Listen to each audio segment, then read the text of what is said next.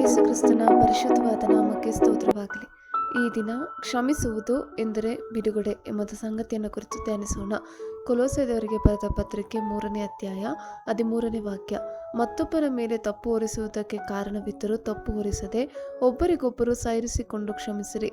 ಕರ್ತನು ನಿಮ್ಮನ್ನು ಕ್ಷಮಿಸಿದಂತೆಯೇ ನೀವು ಕ್ಷಮಿಸಿರಿ. ಆಮೆನ್.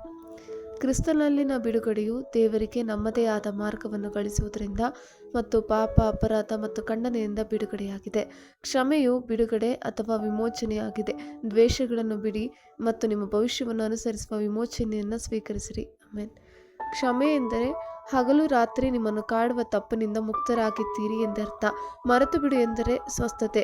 ಕ್ಷಮೆಯು ವಿಮೋಚನೆಯ ಕ್ರಿಯೆಯಾಗಿದ್ದು ಅದು ಪ್ರಾಮಾಣಿಕ ಸಂಭಾಷಣೆಯನ್ನು ಪುನಃಸ್ಥಾಪಿಸುತ್ತದೆ, ನಿಜವಾದ ಮತ್ತು ಹೃತ್ಪೂರ್ವಕ ಭಾವನೆಗಳನ್ನು ಹಂಚಿಕೊಳ್ಳುತ್ತದೆ ಮತ್ತು ಕ್ರಿಯೆಯ ಪರಿಣಾಮಗಳನ್ನು ಒಪ್ಪಿಕೊಳ್ಳುತ್ತದೆ.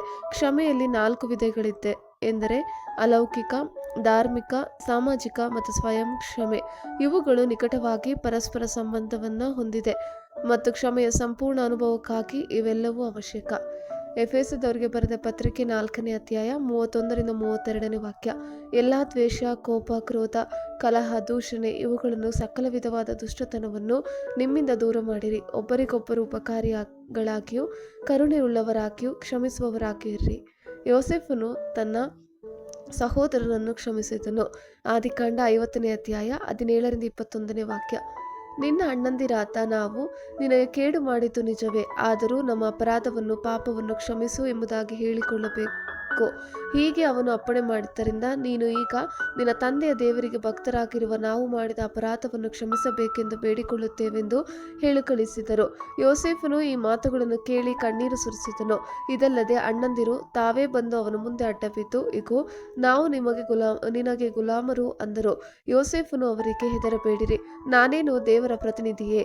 ನೀವಂತೂ ನನಗೆ ಕೇಡಾಗಬೇಕೆಂದು ಎಣಿಸಿದ್ದೀರಿ, ಆದರೆ ದೇವರು ಮೇಲಾಗಬೇಕೆಂದು ಸಂಕಲ್ಪಿಸಿದನು. ಈಗ ಅನುಭವಕ್ಕೆ ಬಂದ ಪ್ರಕಾರವೇ ಅನೇಕ ಪ್ರಾಣಿಗಳಿಗೆ ಸಂರಕ್ಷಣೆ ಉಂಟಾಗುವಂತೆ ಮಾಡಿದನು.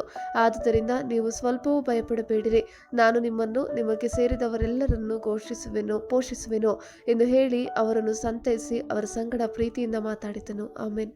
ಕರ್ತನ ಕೃಪೆ ನಿಮ್ಮೆಲ್ಲರೊಂದಿಗಿರಲಿ.